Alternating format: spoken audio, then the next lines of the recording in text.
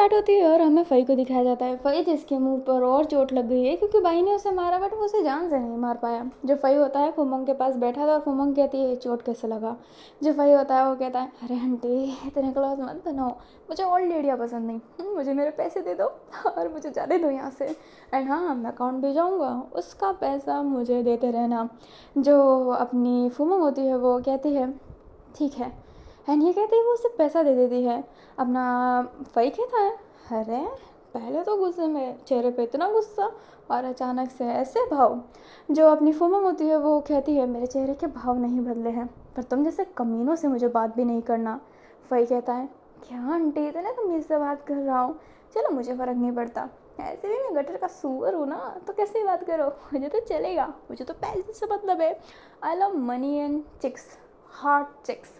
हाँ, जो फुमंग होती है वो कहती है गटर का मुंह बंद कर। जो अपना फ़ई होता है वो कहता है गटर में रहने वाला गटर की बातें नहीं करेगा तो क्या स्वर्ग की बातें करेगा। नहीं, हम नर्क वाले हैं, हमें तेल पसंद है उबलता हुआ। प्यारी प्यारी परियाँ नहीं, मतलब परियाँ पसंद है मुझे, बट अगर वो डेविल भी हुई तो चलेगी। एंड ये कहते ही वो अपने आधे पैसे लेकर जाने लगता है एंड वो सभी तैयारी कर रहा होता है।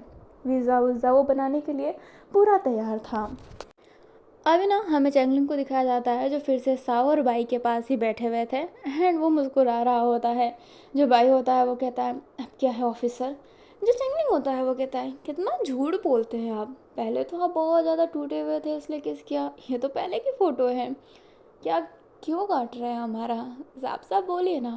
बट बाई एंड साओ अभी भी रिप्लाई देने के लिए तैयार नहीं थी। जो चैंगलिंग होता है वो कहता है इतने प्यार से बात करता हूँ तो चूतिया समझ रखा है क्या, आपको क्या लगता मैं आपको जेल में नहीं डाल सकता, क्या मैं डंडे नहीं पड़वा सकता। बाई एंड साओ अभी भी स्टिल कुछ नहीं कह रहे थे। जो चैंगलिंग होता है वो कहता है आप यहाँ से कहीं नहीं जा सकते जब तक ये केस सॉल्व नहीं हो जाता। बाई कहता है आप ऐसा नहीं कर सकते हैं। जो चैंगलिंग होता है वो कहता है अब मुंह खोला, क्या पता भाग जाओ तो। तुम क्या, इस बिल्डिंग का कोई भी मेंबर अब बाहर नहीं जा सकता। एंड ये कहते ही वो वहाँ से जाने लगता है। अभी जो बाई एंड साओ होते हैं वो तो गुस्से में खोल रहे होते हैं, बट हाँ, चैंगलिंग ने इन सब के वीज़ा मतलब पासपोर्ट ले लिए हैं ताकि ये शहर छोड़ के ना जा सके, क्योंकि खूनी तो इनमें से ही है। अभी ना सभी के पासपोर्ट ले रहे होते हैं एंड जो फ़ई था वो तो यही प्लानिंग कर रखा था कि वो शहर छोड़ कर जाएगा एंड उसका दिमाग हिल गया होता है कि भाई ये अब कैसे होगा, ये नहीं चल सकता। एंड वो गुस्से में वीज़ा खींचने लगता है अपना, बट मतलब नहीं था, वो तो पुलिस वाले हैं तो ले ही लेंगे। एंड सबका पासपोर्ट ले लिया जाता है। अब वो शहर से बाहर ही नहीं जा सकते, दूसरी कंट्री, अलग कंट्री, वो कहीं नहीं जा सकते, वो शहर छोड़ के जा ही नहीं सकते। चैंगलिंग ने सब कुछ सेट कर दिया होता है।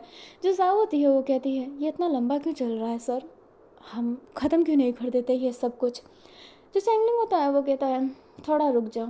एंड ये कहते ही वो वैन से टकरा जाता है। जो वैन होता है वो कहता है माफ़ करना। जो चैंगलिंग होता है वो कहता है इतना मत टकराओ, मैं नियति समझ लूँगा कि मैं जिसे ढूंढ रहा हूँ वो कहीं तुम तो नहीं। जो अपना वैन होता है वो उसे ही देखने लगता है। जो चैंगलिंग होता है वो स्माइल करते हुए कहता है कभी ना योगा करो, दिमाग शांत रहेगा तो पता चल जाएगा कि तुमने क्या किया है और क्या नहीं। जो चैंगलिंग होता है वो जैसे ही कहता है वैन कहता है क्या मतलब। जो अपना चैंगलिंग होता है वो वैन के कान के पास जाते हुए कहता है कि तुमने उस कॉटेज में आग लगाई है या फिर नहीं, पर ध्यान से सोचोगे ना तो कॉटेज में ना आग तो नहीं लगाई है, ध्यान से सोच, ये मत सोच कि तुझे उस खूनी को पकड़ना है क्योंकि खूनी तो तू ही है, खुद को कैसे पकड़ेगा। अभी चैंगलिंग ना बहुत कान में धीरे बोल रहा होता है और वह जैसे कि एकदम फ्रीज हो गया हो। जो चैंगलिंग होता है वो स्माइल करते हुए कहता है have a nice day. And ये कहते ही वो वहाँ से चला जाता है। एंड वैन केजिंग तो बस सोचता ही रह जाता है। उधर डूसा जो वैन केजिंग को ही देख रही होती है एंड वो समझ नहीं पा रही थी कि चैंगलिंग ने उसके कान में क्या बोला। एंड जब भी चैंगलिंग आता है ना तो लूसा ही हर वक्त चैंगलिंग पे नज़र रखती है, लाइक सभी की बात सुनती है। तो चैंगलिंग को जब जब फील हुआ है ना कि कोई उसे सुन रहा है, वो और कोई नहीं अपना जाओ जिसू था, क्योंकि लूसा ही जाओ जिसू है, क्योंकि लूसा तो मर चुकी है। अभी ना हमें वैन को ही दिखाया जाता है जो एक जगह पे बैठा हुआ है और अपना सर पकड़ रहा है और वो सोच रहा है कि चैंगलिंग का कहने का क्या मतलब था। एंड उसको वही सारी चीज़ें याद आ रही होती है, वो धीरे धीरे सब कुछ याद कर रहा होता है, बट उसे कुछ ढंग से याद नहीं आ रहा होता है। अभी ना हमें अपने जाओ को ही दिखाया जाता है जो बहुत गहरी ब्रीथ लिया होता है एंड वो फई के बिल्डिंग में एंटर कर रहा होता है।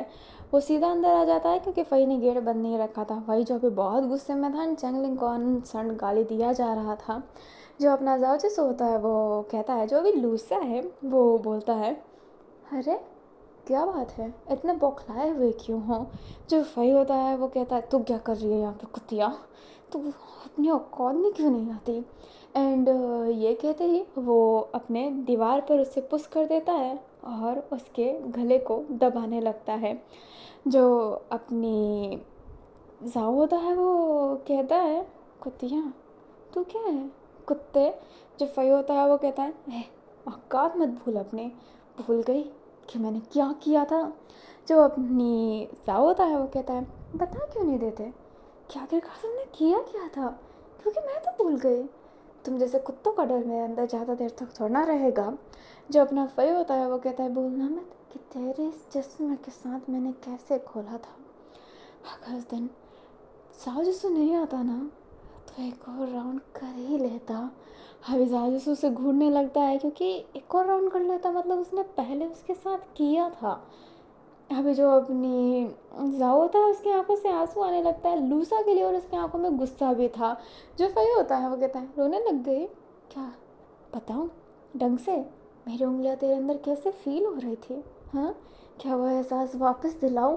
एंड ये कहते ही वो उसके प्राइवेट पार्ट पर हाथ रखने वाला था, उससे पहले जाओ जसू उसके नेक को पकड़ लेता है, दीवार पर पुश करते हुए कहता है, तूने जो भी किया है लूसा के साथ उसके लिए तो मैं तुझे छोड़ूंगा नहीं। जो अपना फई होता है वो हैरान था कि छोड़ूंगा नहीं मतलब व्हाट द हैक, वो भी वही तो लूसा है ना। जो फई होता है वो कहता है, पागल हो गई है क्या कुतिया। जो अपना साजिशो होता है वो कहता है, तुमने मेरा रेप किया है ना।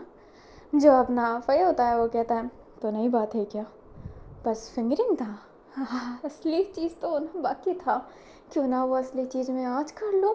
एंड ये कहते ही वो हाथ आगे ले जाने वाला था बट कमरे में अपनी फोमंग आ जाती है।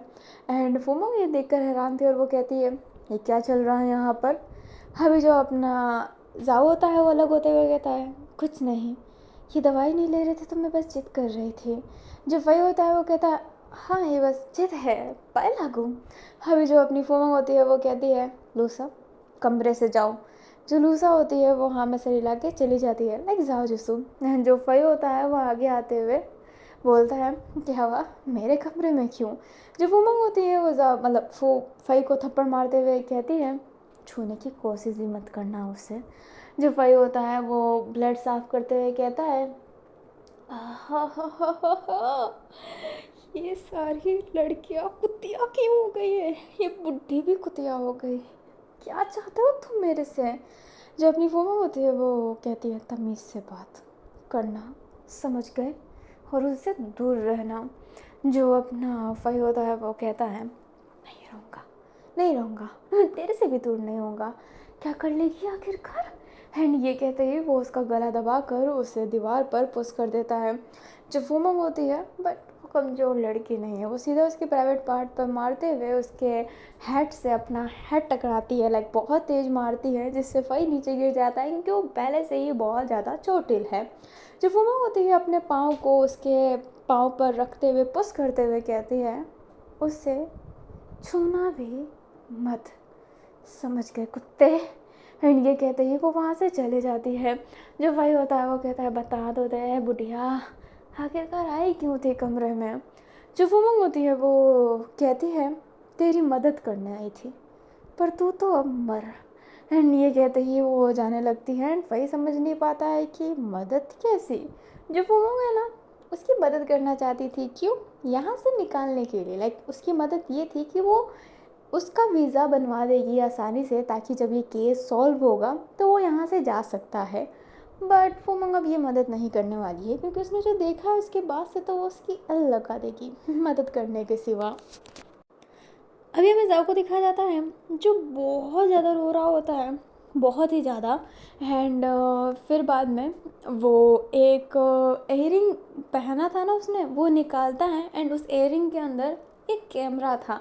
जो उसने फिट किया था, एंड वो जानबूझ के गया था ताकि वो सबूत निकाल सके, एंड उसको पता चले कि उसने लूसा के साथ क्या किया है, तो ये सबूत वो पुलिस को सबमिट कर सके एंड पुलिस फ़ई को सज़ा दिला सके। इसलिए जाओ जिसू गया था, बट वो पूरा टूट गया लूसा के बारे में ये सुन के कि उसने कितना सहा है यार, पर उसने वो कहा क्यों नहीं।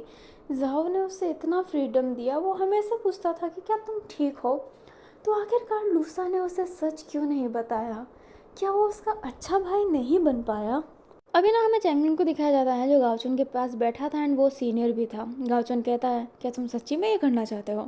चैंगलिंग कहता है हाँ, मैंने सोचा कि क्यों ना मैं मीडिया को पेरेंट्स दूँ, क्योंकि मैं होने वाला एक नया स्टार जो हूँ, CID द सुपरस्टार। जो अपना गाओचुन होता है वो कहता है ठीक है, पर तुम करना क्या चाहते हो। तो चैंगलिंग होता है वो कहता है देख लीजिएगा ना, इतना विश्वास करके ये केस दिया तो थोड़ा और विश्वास सही, पूरा रुख बदल दूंगा। जो गाउचन होता है वो हाँ में सिर हिलाता है, एंड वो सीनियर बस गुस्से में देख रहा होता है। गुजन भी वहाँ पर आई थी एंड वो जाने लगती है। लाइक अब चैंगलिंग और गुजन दोनों जा रहे थे, बट गुजन अपना फ़ोन भूल गई होती है, तो वो कहती है सर मैं अपना फ़ोन लेकर आती हूँ। जो अपना चैंगलिंग होता है वो कहता है ठीक है जाओ, एंड ये कहते ही वो वहीं पर रुक जाता है। एंड जो गुजन होती है वो कैबिन में जाकर अपना फ़ोन लेती है, तो वही सीनियर कहता है चैंगलिंग को छोड़ दो, कोई फ़र्क नहीं पड़ता। जो गुजन होती है वो कहती है क्या मतलब। जो सीनियर होते हैं वो कहते हैं चैंगलिंग ने जो जो पता लगाया है तो मुझे वो बता सकती हो। जो गुजन होती है वो कहती है पर क्यों सर। जो सीनियर होते हैं वो कहते हैं ताकि मैं ये सब सच सबके बाहर ला सकूं। क्या तुम मुझे इतना नहीं बता सकती हो तो मेरे साथ क्यों नहीं काम कर लेती, मेरी टीम बहुत अच्छी है। जो अपनी गुजन होती है वो कहती है मैं चैनलिंग सर को धोखा दूँ। जो सीनियर होते हैं वो कहते हैं ये धोखा नहीं है, ये अपने फ़ायदे की चीज़ है। चैनलिंग वैसे भी पागल है, हर वक्त वो किसी ना किसी से बात करता रहता है जो है ही नहीं, उसे भूत दिखाई देते हैं। What rubbish. हाँ, वो पागल इंसान है और कुछ नहीं।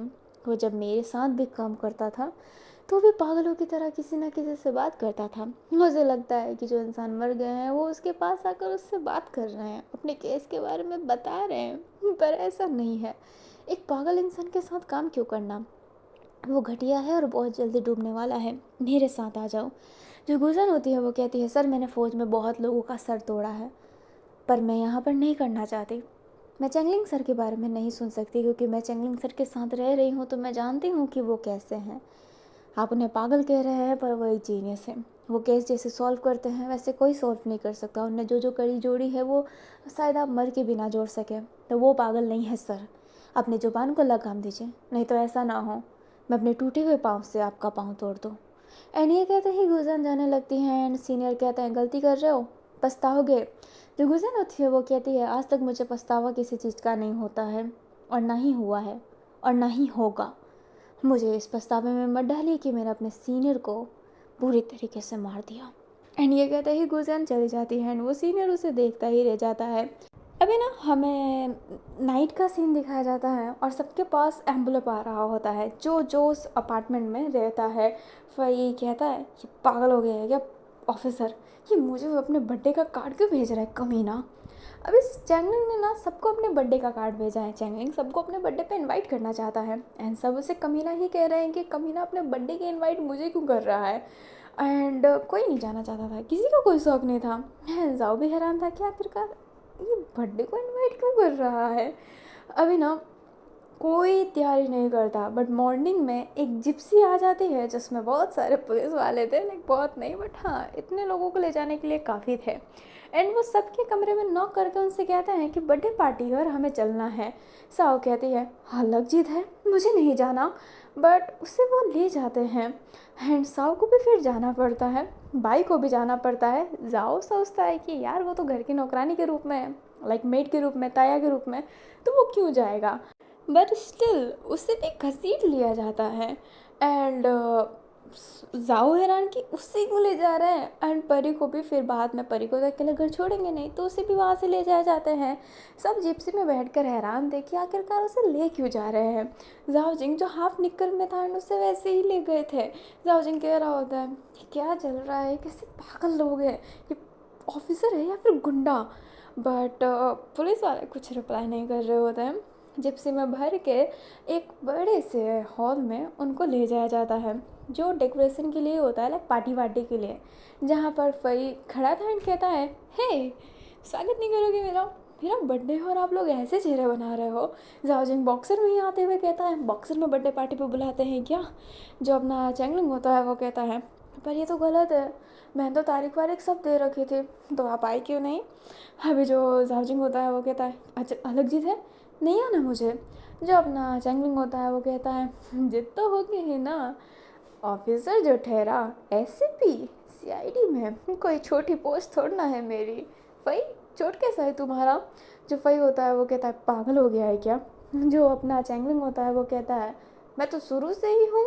वैन कैसी, दवाई खा ली? जो वैन होता है वो कहता है, क्यों लाए हो यहाँ पर? जो अपना चैंगलिंग होता है वो कहता है, जब फर्स्ट टाइम मिले थे तो कैसी बात थी, और जब अब मिल रहे हो तो कैसे बोलते हो यार, पिकी बिल्ली बनना अच्छी बात नहीं। अभी जो अपना साओ एंड बाई होते हैं उसको भी देख कर कहते हैं, और क्या चल रहा है झूठो? जो अपना साओ होती है वो कहती है, आप हमें ऐसे नहीं पकड़ के ला सकते, ये कानूनी जुर्म है, गलत है। जो बाई होता है वो कहता है, एकदम सही काम। चैंगलिंग कहता है, कानून की बात तो मुझे मत पढ़ाओ, कानून मुझे सिखा रहे हो, अपने बाप को मत सिखाओ कि बच्चे कैसे पैदा करते हैं। एंड ये कहते ही वो स्माइल करता है। जो गुजन थी वो बैठ कर स्माइल कर रही होती है, एंड वही गुजन को देख कर उसको ऐसा लग रहा है कि इस लड़की को कहीं तो देखा है मैंने, बट कहाँ, ये उसे याद नहीं, क्योंकि गुजन उस समय मॉडल ड्रेस में थी, थोड़ी सी यू नो ना हॉट गर्ल, बट यहाँ पर वो बहुत सोबर सिंपल ड्रेस में है, क्योंकि वो सोबर सिंपल ड्रेस में ही रहना पसंद करती है। एंड अपना जो चैंगलिंग होता है वो फूमोंग और लंग को देखते हुए कहता है, अंकल आंटी कैसे हो? जो अपनी फूमोंग होती है वो कहती है, ये बर्थडे में बुलाने का कौन सा तरीका है? जो चैंगलिंग होता है वो कहता है, यार मैंने कल ही सबको इनवाइट दे रखा है, फिर भी मुझसे ऐसे बात कर रहे हो, ये बहुत गलत बात है। गुजन पालकी लेके आओ। जो गुजन होती है वो हाँ में सरी लाती है एंड पालकी लेकर आती है, ताकि वो नन्ही सी परी को वहाँ पर रख सकें। जो अपनी जाओ होता है वो कहता है, ये चल क्या रहा है? जो अपना चैंगलिंग होता है वो कहता है, पता चल जाएगा क्या चल रहा है, चलो चलो चलो चलो सब बैठो। अभी ना सबको बैठा दिया जाता है एंड डाइनिंग टेबल सेट थी सबके लिए, एंड सभी को एप्रन पहना दिया गया था ताकि वो खाना खाएं तो वो नीचे ना गिरे, नैपकिन जैसे कहते हैं, कुछ भी कहते हैं। अभी सारे ना फोन लेकर बैठे थे, उनको समझ में नहीं आता कि चल क्या रहा है। जो चैंगलिंग होता है वो कहता है, जो आज मेरा बर्थडे है तो मैं आपको एक कहानी सुनाता हूँ। गुस्से में सारे के सारे हैं, बट क्या बोले उन्हें समझ में नहीं आ रहा। जो चैंगलिंग होता है वो कहता है, जंगल में ना एक खूंखार शेर था, जो जंगल का राजा था, बट उसकी एक कमी थी। पूछो क्या? पूछो ना। कोई पूछ नहीं रहा होता है तो गुजन कहती है, क्या सर? जो अपना चैंगलिंग होता है वो कहता है, वो बहुत ज़्यादा नरम दिल था, बहुत ज़्यादा। शेर ना दिल से बहुत अच्छा था। वो जब छोटा था तभी उसको एक बंदे से प्यार हो गया। उसने अपनी पूरी ज़िंदगी उसे देने को सोचा, उसके लिए सब कुछ करता।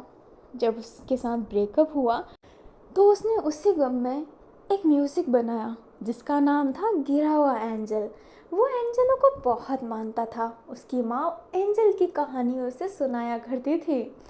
अभी जो अपना जासूस होता है वो देख रहा होता है, क्योंकि फॉलिंग ग्रेस जो है उसका असली मतलब गिरा हुआ एंजल ही है। अभी जो चैंगलिंग होता है वो कहता है, पर उसने ये सब छोड़ने की कोशिश की, अब जंगल का राजा है, उसे सब कुछ तो संभालना ही पड़ेगा।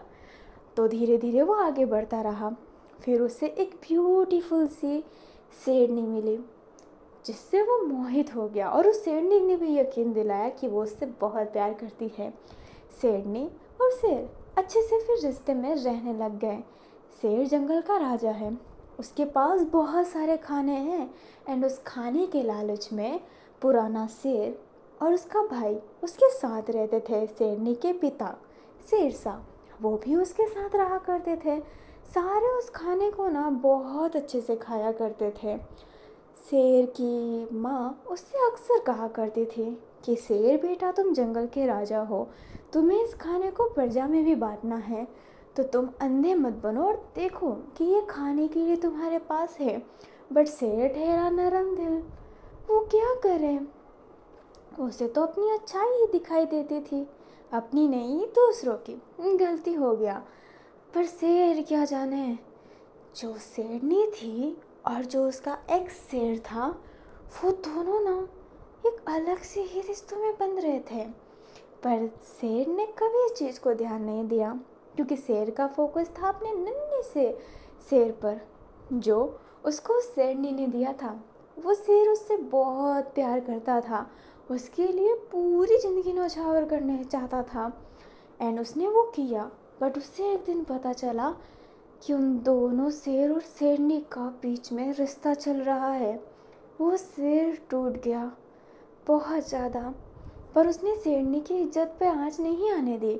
उसे पता है कि वो राजा है जंगल का, और अगर उसने कुछ भी बोला तो सब उस शेरनी को मार देंगे। बट वो ऐसा कैसे कर सकता है, क्योंकि वो तो उसके छोटे से शेर की माँ जो ठहरी।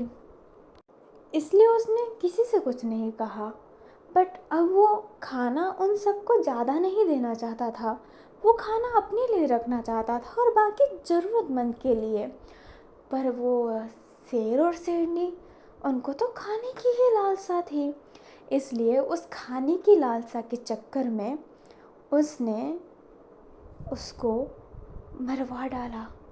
जब वो शिकार पे था, खाना कलेक्ट कर रहा था, और तो उसने उसको मार डाला ताकि वो खाना उनसे दूर ना जा सके और उनका बचा हुआ खाना सारा वो खा ले, और प्रजा जो खाना दे उससे भी वो खा ले। प्रजा की संपत्ति भी मिले और बहुत सारा खाना भी, और वो जंगल पर राज करना चाहते थे। अभी ये जो सिचुएशन है ना, शेर और शेरनी से ज़्यादा जाहजसू साओ एंड बाई की लग रही होती है। एंड वो दोनों एक दूसरे के देख भी रहे होते हैं। जाहजसू हैरान था कि चल क्या रहा है। चेंगलिंग कहता है, कैसी लगी कहानी? जो वो होती है वो कहती है, ये कैसी कहानी है? जाजसू कहता, सॉरी, चेंगलिंग कहता है, अरे कहानी का एक बहुत हिस्सा तो भूल गया। वो जो शेर था ना, उसे एक और इंसान प्यार करता था, और उसकी माँ वो कम थी क्या? बहुत सारी ट्विस्ट एंड टर्न्स है इस कहानी में। मैं तो सोच रहा हूँ इस कहानी को मुझे लिख लेना चाहिए। सीआईडी ऑफिसर छोड़कर मैं एक राइटर बन जाता हूँ। क्यों? अच्छा ख्याल है ना? अभी जो फूमंग होती है ना, वो तो सुन रही होती है, हम सारे सुन रहे होते हैं, पर साव गुस्से में टेबल पटकते हुए कहती है, क्या बकवास है ये? जो अपना चेंगलिंग होता है वो कहता है, लगता है कि आपको गुस्सा आ गया। क्या एनिमल टाइप आपको स्टोरी पसंद नहीं है? तो चलो मैं रियल में बताता हूँ ना। एक जाओ जसू नाम का बहुत अच्छा एक्टर था, जिसको प्यार हुआ एक भाई नाम के लड़के से, जो उससे बहुत बड़ा था। भाई ने ना उसको हमेशा से पैसे के लिए ही यूज़ करना चाहा, क्योंकि वो बहुत अमीर था जाओ जसू। क्योंकि चाइल्ड एक्टर जो था, हाँ, शादी में रहें, रिश्तों में रहें, पर भाई और नाटक नहीं कर सकता था। इसलिए उसने कुछ ना कुछ बहाना बनाकर उससे डिवोर्स ले लिया। फिर बाद में उसकी लाइफ में आई दो पूसाओ, जो एक फ्लॉप एक्टर थी, जो अपनी करियर बूस्ट करने के लिए उसके साथ रिश्ते में रही। बट फिर भी रिश्ते में रहकर अपने करियर को बूस्ट कर सकती है, बट अपनी एक्टिंग को छोड़ना, वो सिर्फ रोने में ही अच्छी थी। जो साहो होती है वो कहती है, आप हमें टारगेट नहीं कर सकते हैं बिना किसी सबूत के। जो चेंगलिंग होता है वो कहता है, क्या सबूत चाहिए? कि तुमने पैसे कैसे दिए कॉटेज में आग लगाने के लिए, ये सबूत चाहिए? जो अपनी फूमोंग होती है वो साव की तरफ देखने लगती हैं। साव एकदम सेक हो जाती है, एंड बाई भी हैरान था। जो अपना चेंगलिंग होता है वो कहता है, ये सबूत चाहिए कि आपने किसी रॉबिन नाम के इंसान को पैसे दिए थे कॉटेज में आग लगाने के लिए। आपने खुद कहा कि चलिए जाओ जसू आखिरकार डिवोर्स कर ही लेते हैं। एंड जाओ जसू ने डिवोर्स की फ़ाइल बनाई, जो वो बिल्डिंग लेके आना चाहता था अपने अपार्टमेंट में, खुद आना चाहता था। बट आपने कहा कि नहीं, हम डिवोर्स लेंगे आपके आलीशान कॉटेज में। क्यों? एक बहाना बनाकर कि आपके सपने थे कि आप अपनी बेटी और बीवी के साथ वहाँ पे खेल सकें। ये ऐसा हो नहीं सकता, बट वो वहीं पर रिश्ता ख़त्म करना चाहती है। इमोशनल ब्लैकमेल करके आपने जाओ जसू को वहाँ पर पहुँचाया, जहाँ पर आपने पहले से ही उस रोबिन को भेज दिया था कॉटेज में आग लगाने के लिए, है ना मिस्टर साहू? जो साहू होती है वो एकदम दूर से जाती है और नीचे बैठ जाती है। जो चेंगलिंग होता है वो कहता है, लगता है गुजन मैंने सही कहा है ना? जो गुजन होती है वो कहती है, जी सर, मुझे तो लगता है कि आप एकदम सही कह रहे हैं। अभी जो चैंगलिंग होता है वो उससे ही घूर रहा होता है, एंड जो साव होती है वो अपने सर को पकड़ी हुई थी। एंड फ्लैशबैक टाइम हमें दिखाया जाता है कि साव को पता चल गया था कि जाओ जैसे अपनी वसीयत चेंज करवा रहा है, और वसीयत में ना साव का नाम रहेगा। साव को पैसे तो मिलेंगे, जाहिर सी बात है, डिवोर्स की वजह से, बट जो वो अपने बहुत सारे पैसे उसे दे रहा था वो उसे ले लेता है। बाई का भी नाम हटाने वाला था, एंड जाओजिंग का भी वो नाम हटाने वाला था, क्योंकि कहीं ना कहीं वो भी समझ गया था कि जाओजिंग भी उसके पैसे से प्यार करता था, इसलिए वो जाओजिंग का भी नाम हटाना चाहता था। फई को तो वो पसंद ही नहीं करता था, इसलिए वो उसका भी नाम हटाने वाला था। बस सिर्फ उमंग और उसकी प्यारी बेटी, डिवोर्स के बाद जितने भी पैसे उसे देना पड़ता वो देने के लिए तैयार था, बट वो अपनी तरफ से कोई पैसे नहीं देना चाहता था। ये बात जैसे ही अपनी साहू को पता चली तो उसने बात की बाई से, एंड दोनों ना बौखला गए थे कि क्या करें। दोनों का दिमाग ख़राब हो गया था, इसलिए उन्होंने जानबूझ के जाओ जसू की फ़ोटो लीक की थी। जो उसके लोगों के साथ फ़ोटो लीक हुई थी वो साव ने ही करवाई थी लीक, जानबूझ के उसने ही पैसे देकर लीक करवाए थे। वो पैसे देकर उस फ़ोटो को छुपा दिया जा सकता था, क्योंकि वो जो कैमरामैन था वो साव के पास ही आया था कि आप मुझे इतने पैसे देंगे तो आपके पति का फ़ोटो आपके पास हो जाएगा। जाओ अवेलेबल नहीं था तो उस कैमरामैन ने साव को ही कांटेक्ट किया। साव ने पैसे देकर वो फ़ोटो ले लिए और खुद ही लीक करवा दिया। लाइक फ़ोटो लिए, पूरा राइट लिया एंड कहा कि बट तुम इस फ़ोटो को लीक कर दो, बट जाओ जिसू को इस फ़ोटो की भनक भी नहीं लगनी चाहिए। और उस कैमरामैन ने वो फ़ोटो जो था वो लीक कर दिया था, जिस वजह से वो थोड़ी सत्यम शिवम सुंदरम बन जाए। बट जाओ जिसू के काफ़ी सारे फैंस जाओ जिसू को ही सपोर्ट कर रहे होते हैं। साव ने फेक पीआर भी करवाया होता है, फेक कमेंट अपने आईडी पर। साव साव के सपोर्ट में बहुत सारे ट्वीट भी उसने करवाए होते हैं पैसे से, बट फ़ायदा नहीं था। उसके पैसे से ज़्यादा जाओ जिसू के फैंस की अहमियत थी, इसलिए जो भी हुआ उसको लोगों ने माना नहीं, और जो फेक पीआर थी वो चल नहीं पाई। साव बौखला गई थी कि उसका पैसा उससे दूर जा रहा है। बाई बौखला गया था कि उसका पैसा उससे दूर जा रहा है, क्योंकि जाओ जैसे गरीब नहीं है। अगर पैसा देता तो उसके पास इतने पैसे थे ना कि वो ज़िंदगी भर कुछ ना करे फिर भी वो अमीर रहे, चाहे वो कितना भी पैसा खर्च करे। पैसे की लालचा उनको बहुत हद तक पहुंचा दी, इसलिए उनने एक मर्डरर्स को हायर किया जो जाओ जैसू के कॉटेज में आग लगाकर उसको मार दें। एंड इसलिए जब जाओ जसू डिवोर्स पेपर लेकर आया, एंड उसका वो था कि अगर तुम बाई के साथ रहना चाहते हो मज़े से रहो, बट वो डिवोर्स चाहता था और बच्ची की कस्टडी अपने पास चाहता था। जो साव होती है वो इन सबको मान गई होती है, क्योंकि उसके प्लान तो ये थे कि वो डिवोर्स के बहाने उस कॉटेज में बुलाएगी और ख़ुद कॉटेज में ना जाकर वो आग लगा देगी उस कॉटेज में, लाइक लगवा देगी। इसलिए उसने बिल्कुल भी फ़ोन से कांटेक्ट नहीं किया, और उसने कहा भी था कि तुम मुझे फ़ोन पे कॉल वॉल मत करना, मैं खुद आ जाऊँगी, अगर मैं नहीं आई तब तुम मुझे कॉल करना आधे घंटे में।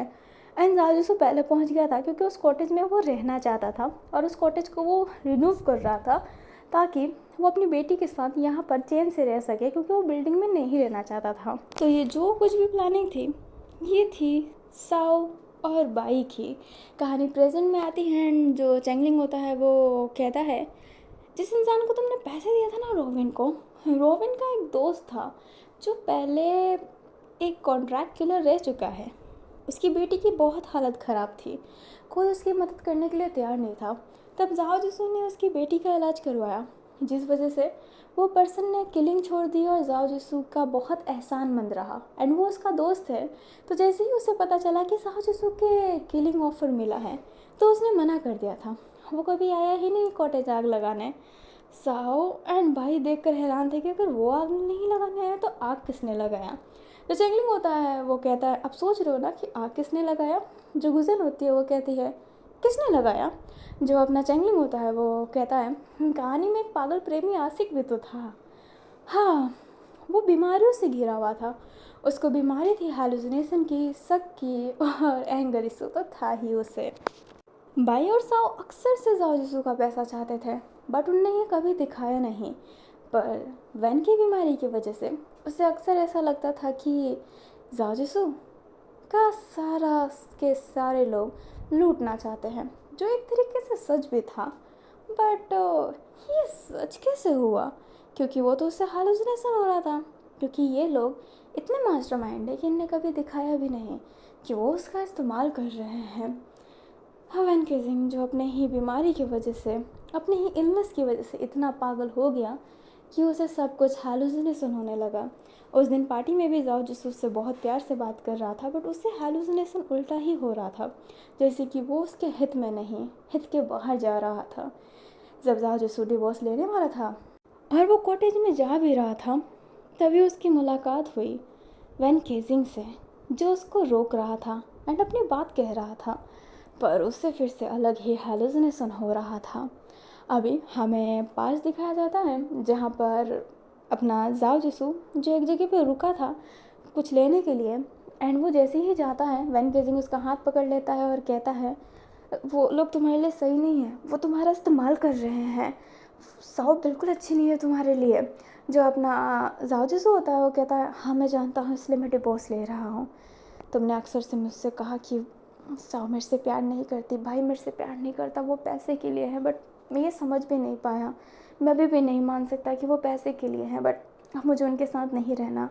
जाओ जिसने ना बहुत अच्छे से वैन केजिंग को कहा था, बट वैन केजिंग कह रहा, मतलब वैन केजिंग को सुनाई दे रहा होता है कि तुम्हें क्या मतलब, मैं उसे प्यार करता हूँ, वो चाहे मेरे साथ कैसे भी रहे, तुम कौन होते हो वो कुछ कहने वाले।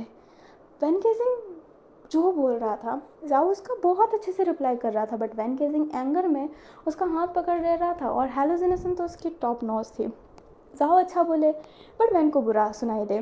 जाओ जिसू फिर हाथ छुड़ा के चला भी गया होता है, बट वैन को स्टिल लग रहा होता है कि जाओ जिसू उसके सामने खड़ा है क्योंकि उससे हेलोजिनेशन हो रही थी, तो वो अपने मन की पूरी बात बोल देता है।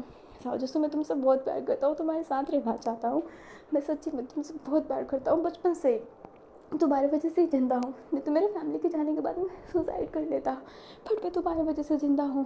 साउ वो अच्छी नहीं है भाई, वो अच्छे नहीं हैं, वो बिल्कुल अच्छे नहीं है, बिल्कुल अच्छे नहीं है, मेरी बात सुनो। बट वैन को हेलुसिनेशन हो रहा था कि जाओ उससे अनसन कुछ भी कह रहा होता है कि मर जाओ एंड ऑल दैट, वो सब चल रहा होता है।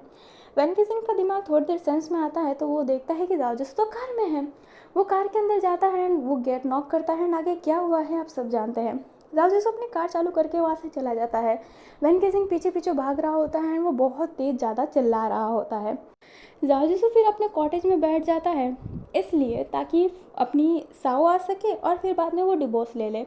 जाओ पेट्रोल के कैन उठाता है क्योंकि उसने जो कह रखा था कि उसके घर में बाइक है जिसको वो सही करना चाहता है एंड उससे अपनी बेटी से राइड करवाना चाहता है, लाइक अपनी बेटी को बैठा के राइड करवाना चाहता है, वो उस बाइक के लिए ही उस पेट्रोल को मंगाया होता है।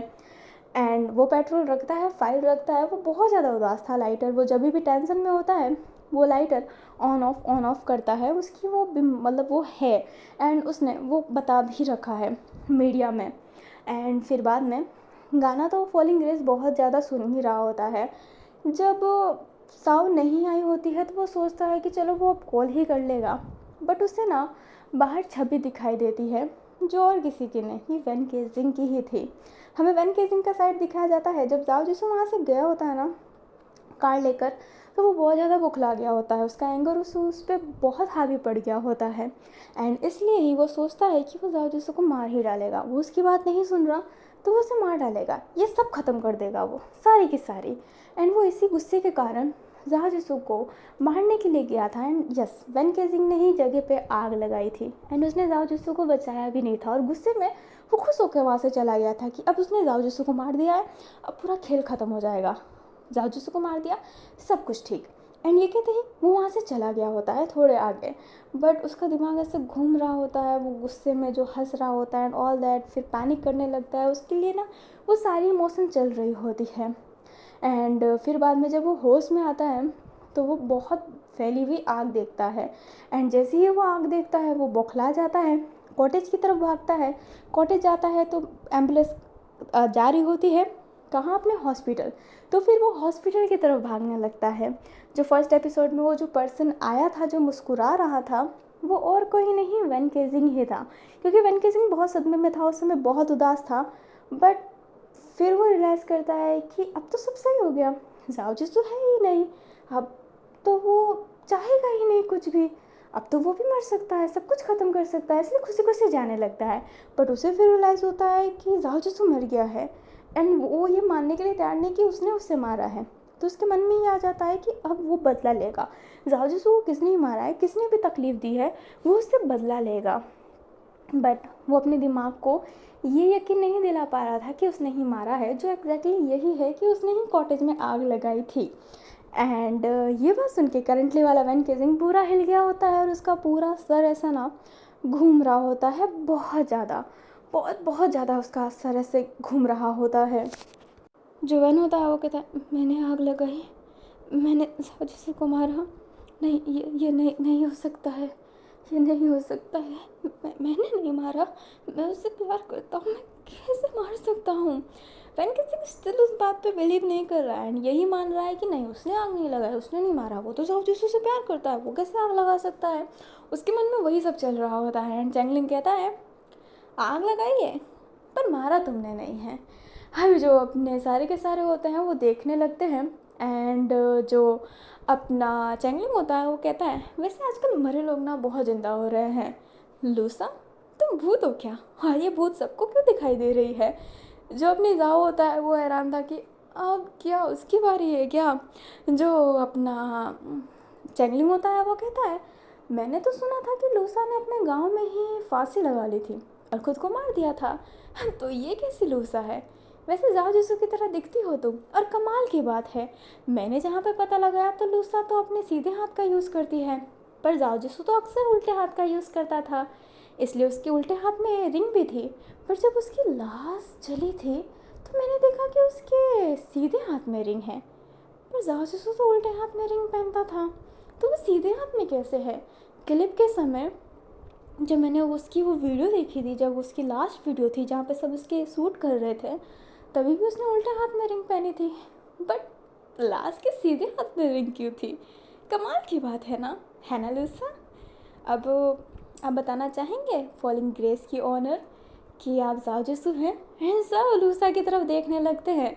जो जाओ होता है क्या करें, वो विग खोलता है एंड अपने चेहरे का मेकअप हटाने लगता है एंड सारे के सारे जो हैरान हुए होते हैं ना, वैन कहता है जाओ तुम जिंदा हो, मैंने तुम्हें नहीं मारा, मैंने तुम्हें नहीं मारा। एंड ये कहते ही वो पकड़ लिया होता है जाओ को एंड जाओ अपने आप से दूर करने की कोशिश करता है वैन को, बट वैन उसको दूर थोड़ा आने दे रहा था।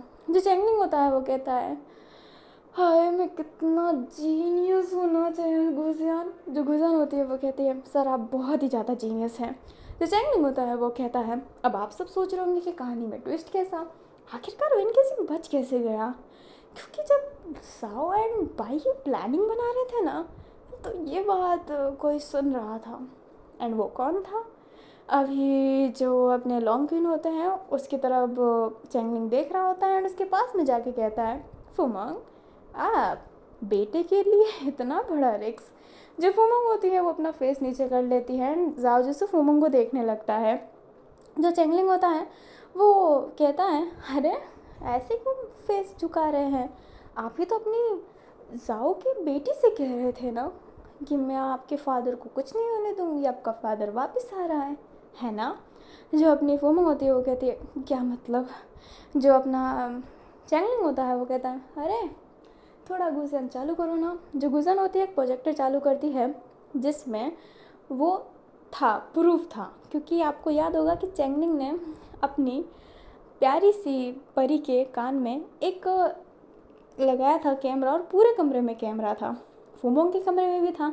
एंड फुमोंग बड़े अपने मतलब जाओ के बच्चे को प्यार से पकड़ के कह रही होती है आप अपने फादर को मिस कर रहे हैं ना, फिक्र मत कीजिए, जैसे ही आपके फादर को पता चलेगा कि कितने गंदे लोग हैं एंड इन मर्डरर्स को सज़ा मिल जाएगी तो आपके फादर सबके सामने आ जाएंगे, वो आपके पास ही है लूशा दीदी।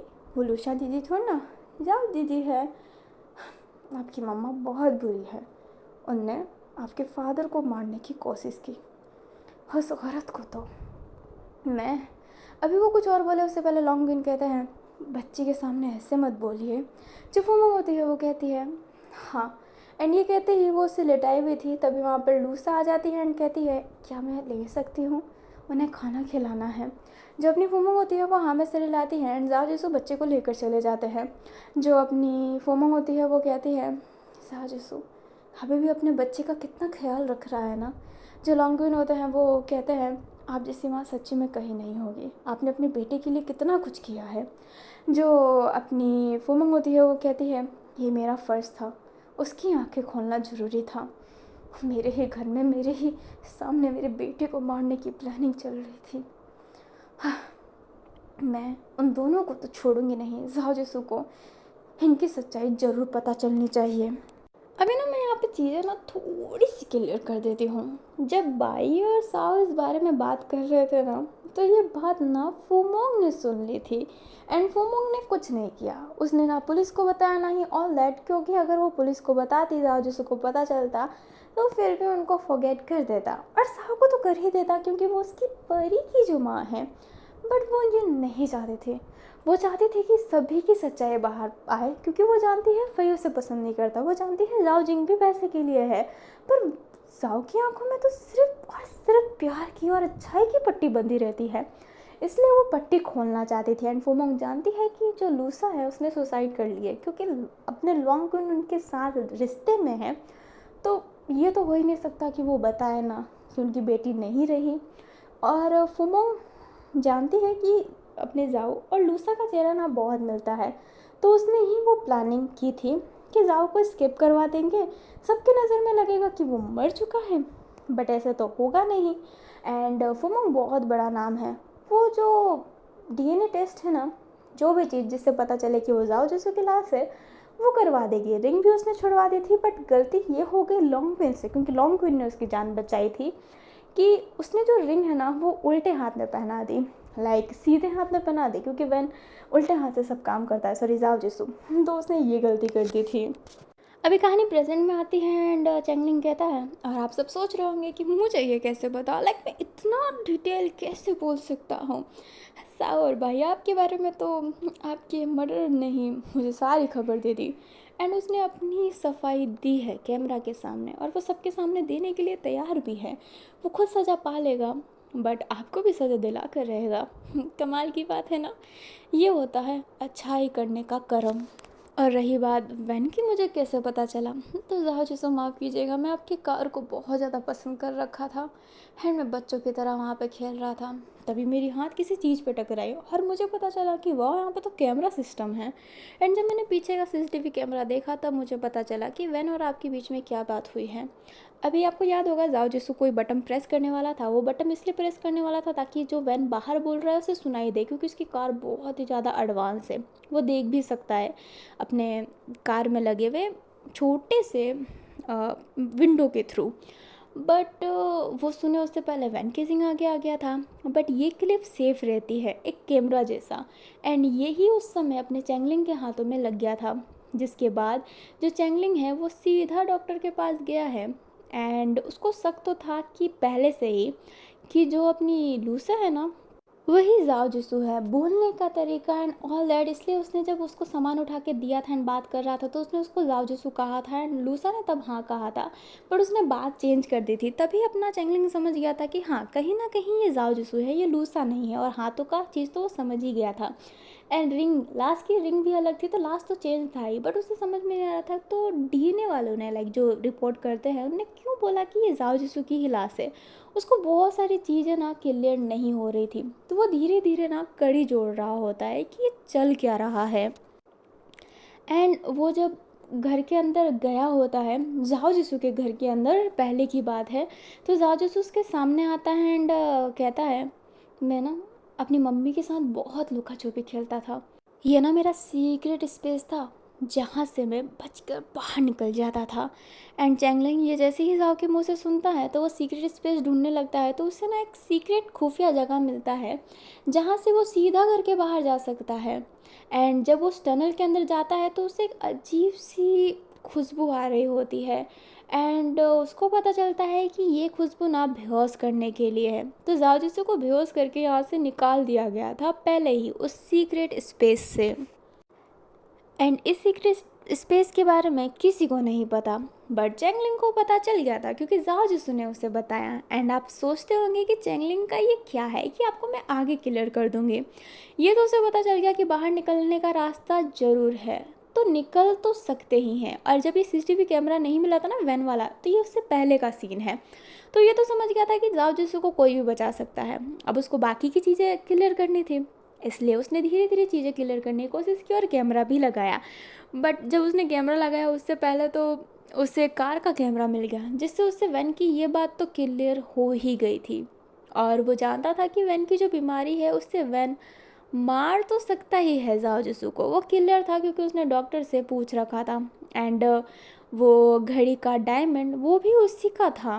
एंड वैन जो अक्सर खुद से ही ये बातें करता था कि उसने मार डाला, एंड कैमरा उसके कमरे में भी लगाया था। बट चैंगलिंग ने उसके कैमरे से पहले वो फुटेज देखी थी जब जाओ जिसू की लाश को देखने साओ एंड बाई आए थे, और ये सिर्फ उनका नाटक था जो वो फर्स्ट एपिसोड में कर रहे थे।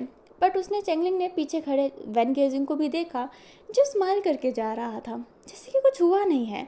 एंड फिर उसने सारे फुटेज निकाले तो रोड वाला फुटेज भी देखा वैन का, तो वो कहीं ना कहीं समझ गया कि हाँ वैन ने ही उसको आग लगाई है अपने बीमारी में। बट यस, उसने आग लगाई है गुस्से में। और चैंगलिंग के पास वो पूरा सबूत नहीं है, वो क्लिप एंड वो मणि मतलब जो हीरे था वही है। और चैंगलिंग मतलब वैन केजिंग ने भी काफ़ी बार अपने कमरे में यही कहा है कि नहीं मैं जाओ जिससे प्यार कर सकता हूँ, मैंने मतलब प्यार करता हूँ, मैंने आग नहीं लगाया है। बट वैन केजिंग अपनी बीमारी की वजह से मान नहीं रहा है कि उसने आग नहीं लगाया है, बट आग उसने ही लगाया है। एंड बाकी सारी चीज़ें तो डॉक्टर एंड पुलिस वाले वकील सब क्लियर कर ही देंगे। तो आप समझ गए होंगे कि क्या और कैसे क्यों चला है। और हाँ, उसने लूसा के बारे में भी पता लगाया एंड उसे पता चला कि लूसा ने तो सुसाइड कर ली थी अपने गांव में ही, और ये खबर ज़्यादा फैली नहीं है। बट डेड रिपोर्ट तो आएगी ही क्योंकि गांव में ही अंतिम संस्कार एंड ऑल दैट किया गया था। तो ये तो साफ है कि अगर लूसा मर चुकी है तो ये पर्सन कौन है। एंजाओ जसू और लूसा का चेहरा मिलता ही है, और ये तो इसमें चेंगलिंग का ये क्लियर हो गया। और जब वो गया उस डॉक्टर के पास जिसने ये साबित किया था कि ये जो लाश है वो जाओ जिसू का ही है, तो वो डॉक्टर तो पहले बताने के लिए तैयार नहीं था। आपने सीन देखा भी होगा, चेंगलिंग ने उसे कहा था, तो वो डर के बता देता है कि उसकी गलती नहीं है, ये बोला था फूमोंग ने करने को और पैसा भी दिया था। तो चेंगलिंग इस बात पे ये क्लियर हो गया था कि ये फूमोंग का ही किया दिया है अपने बेटे का आँख खोलने के लिए, कि सब उसे यूज़ कर रहे हैं। एंड उधर गुजियान चली गई होती है वो सीसीटीवी कैमरा फुटेज के लिए वैन वाला। तो ये सारी चीज़ें ऐसी कड़ी कड़ी कड़ी जुड़ते हुए हो गई होती है। एंड चैंगलिंग चाहता था कि ये सबके सामने खुले, इसलिए उसने अपने बर्थडे का नाटक करके वहाँ पे बुलाकर ये सारी बर्स क्रिएट की।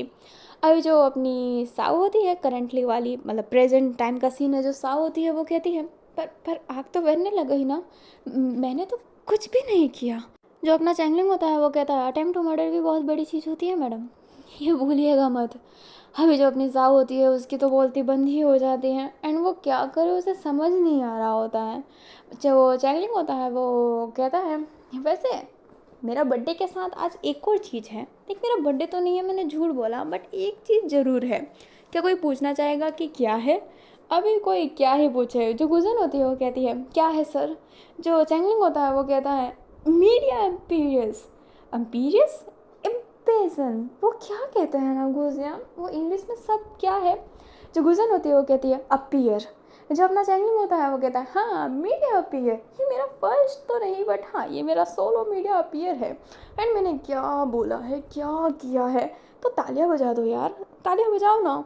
एंड अचानक से वहाँ पर ना बहुत सारी तालियों की आवाज़ आने लगती है क्योंकि चैंगलिंग वहाँ पे अकेला नहीं था, उसने पूरी मीडिया को वहाँ पे छुपा रखा है ताकि वो सारी चीज़ों को बता कर सके। एंड ये जो सारी चीज़ें थी ये लाइव चल रही होती है एंड सारे हैरान थे कि सभी की पोल सबके सामने खुली है लाइक लिटरली में। जो चैंगलिंग होता है वो कहता है कमाल की फैमिली है यार तुम्हारी, ये जो भी सीन है ना कमाल का है, इस पर तो एक मूवी बननी चाहिए, मर्डर मिस्ट्री ऑफ साओ, है ना? कमाल नाम है ना गुजियान। जो गुजियान होती है वो कहती है बहुत कमाल नाम है सर। जो चैंगलिंग होता है वो कहता है अरे यार मुझे कोई अच्छा रोल मिलना चाहिए, लाइक जो एक्टर मेरा रोल प्ले कर रहा हो वो फेमस होना चाहिए। अभी सारी मीडिया ना उनको घेर ली होती है जाओ जिसको एंड ऑल दैट, जो सारी खबरें ले रहे होते हैं। एंड वैन केजिंग स्टिल मानने के लिए तैयार नहीं है, बट वैन के लिए चैंगलिंग ने पहले से ही डॉक्टर बुला रखा था एंड वो उसे ले जा रहे होते हैं। बट वैन चिल्ला रहा होता है और कह रहा होता है छोड़ो मुझे जाओ से बात करना है। मुझे उससे बात करना है। एंड जाओ जैसे सिर्फ उसे देख ही रहा होता है एंड कुछ नहीं कह पा रहा होता है। जो चैंगलिंग होता है वो अपने जाओ के पास जाते हुए कहता है, क्या उससे बात नहीं करना चाहोगे? उसने ज़रूर तुम्हारे कॉटेज में आग लगाई है, पर वो दिखने से तुम्हारा प्रेमी भी लगता है। जो अपना चैंगलिंग होता है वो कहता है, शुक्रिया मेरे केस पे इतना दिल लगा के काम करने के लिए। जब सब सोच रहे थे कि मैं मर गया हूँ, मैंने सुसाइड कर लिया है, तब आप ही थे जिनने मेरे केस पर काम करना चाहा।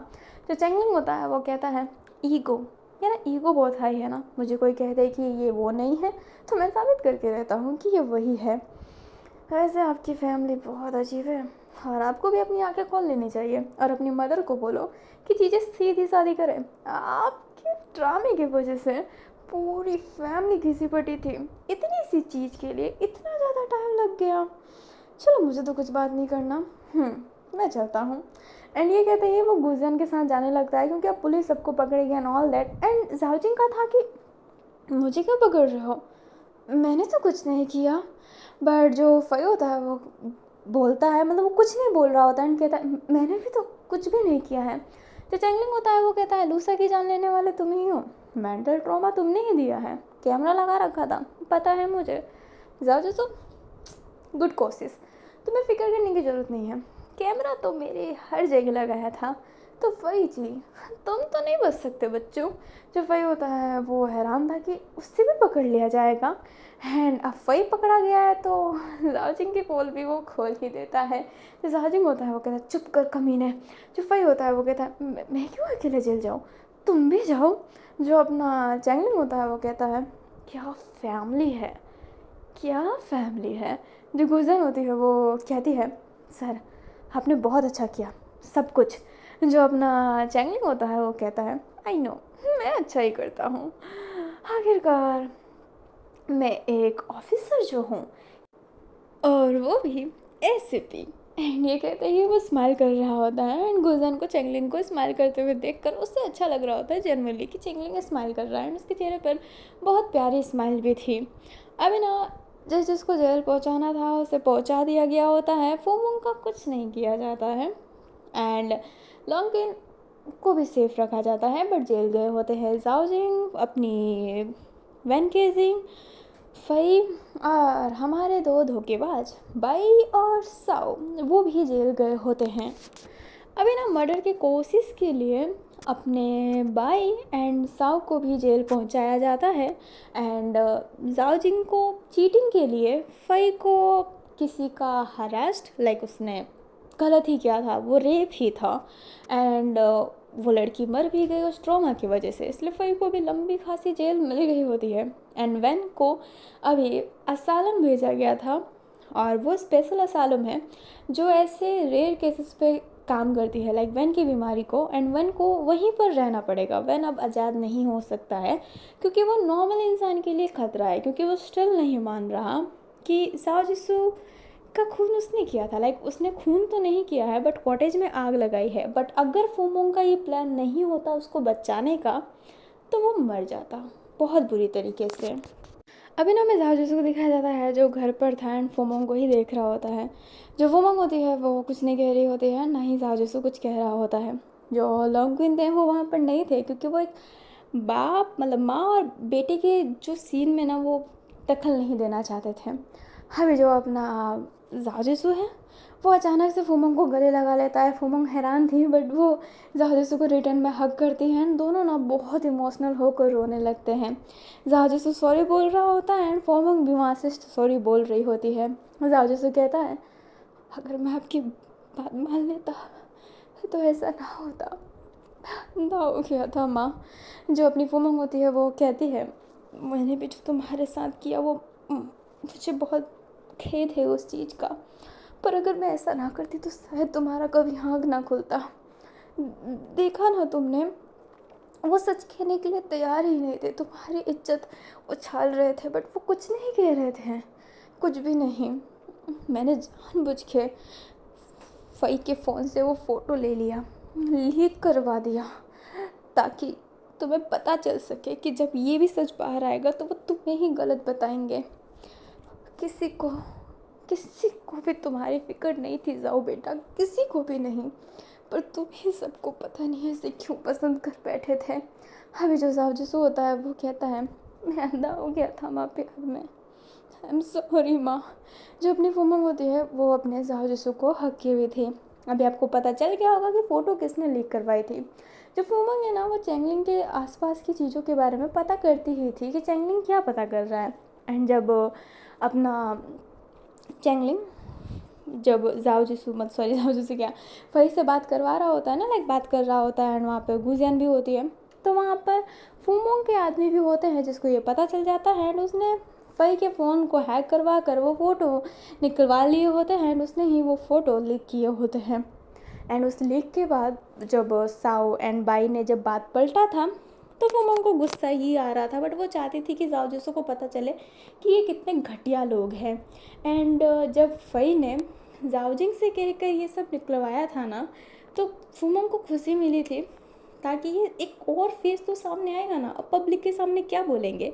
इसलिए उसने बेझिझक होकर वो पैसे दे दिए थे उसको, कि उसने अपने उसके बेटे के लिए ही कुछ किया है, तो उसने पैसे दे दिए थे। एंड वो इसलिए ही उसे बाहर कंट्री में भेजना चाहती थी कि अगर वही चाहता है तो वो उसे भेज देगी, क्योंकि उसे नहीं पता था कि ये कितना बड़ा कमीना है और उसने लूसा के साथ क्या किया है। बट जब वो कमरे में ये देखता है तो समझ जाता है, मतलब समझ जाती है कि ये घटिया इंसान है।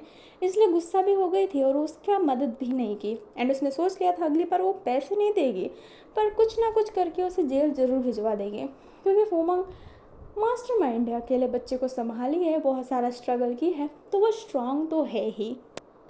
अभी ना बेटे और माँ अपने दिल की आपस की बात निकाल कर एक दूसरे से सॉरी बोलकर थैंक यू बोलकर ये सारी चीज़ें ना ख़त्म कर देते हैं। हमें चैंगलिंग को दिखाया जाता है जो उनके ही घर आया था और जितने भी कैमरा उसने लगाए थे वो सारे के सारे निकलवा रहा होता है। जो अपनी फूमंग होती है वो कहती है शुक्रिया चैंगलिंग इतना कुछ करने के लिए।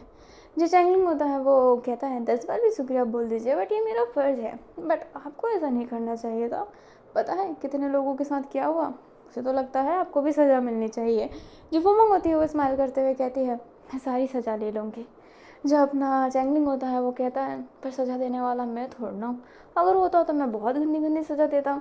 अभी जो फूमंग होती है वो स्माइल ही कर रही होती है। जो अपना चैंगलिंग होता है वो कहता है हाँ सारे कैमरे हट चुके हैं तो आपको फिक्र की कोई बात नहीं है, हम आप पे अब नज़र नहीं रख रहे हैं। जो फूमंग होती है वो कहती है बहुत बहुत शुक्रिया। जो चैंगलिंग होता है वो कहता है एक सलाह दूँ। जो अपनी फूमंग होती है वो कहती है बोलिए।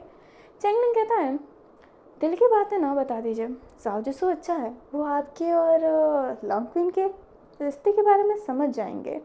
मुझे नहीं लगता कि ये रिश्ता छुपाना अच्छी बात है, मुझे लगता है कि आपको स्पोकन होना चाहिए, जाओ जिसो को भी जानने का हक है।